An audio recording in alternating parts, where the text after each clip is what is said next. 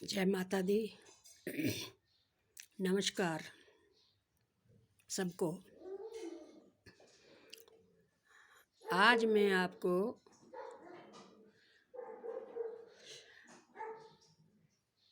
सुबुद्धि और कुबुद्धि, ये दो प्रकार की बुद्धियों के बारे में जानेंगे। सुबुद्धि और कुबुद्धि क्या होती है? कहते हैं जहाँ सुमति तहाँ संपत्ति नाना, जहाँ कुमति तहाँ विपत्ति निधाना। जहाँ सुमति होती है, जिस परिवार में सुमति होती है, अच्छी बुद्धि होती है, अच्छी सोच होती है, वो परिवार हर चीज़ को सहज ही प्राप्त कर लेता है। और जहाँ कुमति होती है, वहाँ पर जहाँ कुबुद्धि होती है, किसी की बुद्धि सही काम नहीं करती है, तो वहाँ पर रोज़ाना उपद्रव, लड़ाई झगड़े, निंदा, चुगली, ये सब बातें होती हैं। तो हम अपनी बुद्धि को, विवेक को कैसे जगाएं, कैसे अपनी बुद्धि को जागृत करें? तो कहते हैं बिनु सत्संग विवेक न होई, राम कृपा बिनु सुलभ न सोई। अच्छी संगत, परमात्मा की संगत के बिना हमें अच्छी बुद्धि नहीं आ सकती है। और वो सत्संग भी हमें परमात्मा की कृपा से ही प्राप्त होता है। कुछ लोग कहते हैं कि हम बड़े अक्लमंद हैं, हम सत्संग में नहीं जाते, हम बड़े ही समझदार हैं। लेकिन उनकी ये भूल है कि अच्छी संगत के बिना आपकी बुद्धि कभी भी ठीक नहीं हो सकती। आपके गंद, आपका मल अंदर से नहीं जा सकता है।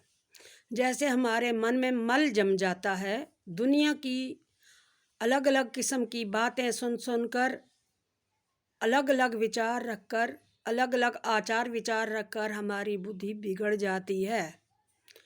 तो जैसे हमारे कपड़े रोज़ गंदे होते हैं और कपड़े धोने के लिए हम रोज़ कपड़े धोते हैं, सफाई करते हैं, तो ये तो बाहर की सफाई हुई, लेकिन मन की सफाई कैसे होगी? वो सत्संग से ही होती है। मन की सफाई सत्संग से ही होती है। सही और गलत की पहचान सत्संग से ही आती है। तो भाई बुद्धि को कैसे शुद्ध करें? बुद्धि को अनुलोम विलोम 1, नंबर 2, इसी के साथ साथ भगवान का नाम भी। जैसे सरस्वती के 12 नाम हैं, तो वो 12 नाम क्या है मैं आपको बता रही हूँ।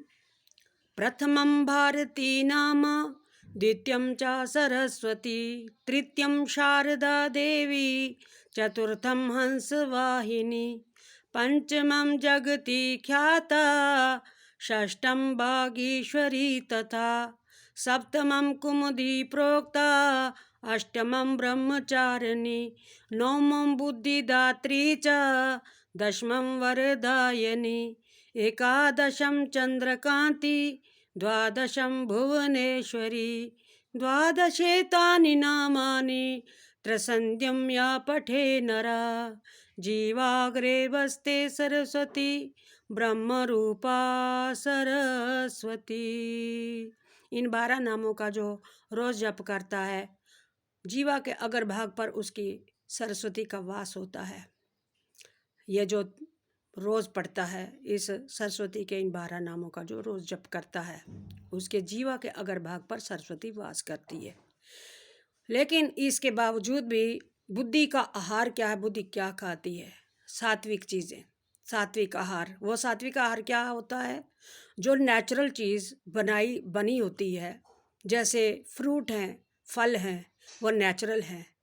आजकल तो उनको भी इंजेक्शन करके दूषित कर दिया जाता है, लेकिन गांव के लोगों में अभी भी वो है कि अच्छा फल खा सकते हैं। बुद्धि को अपनी बुद्धि को शुद्ध करने के लिए अखरोट और सेब, ये जो फल हैं, तो ये फल खाने से हमारी बुद्धि का तेज बढ़ता है, बुद्धि तेज होती है।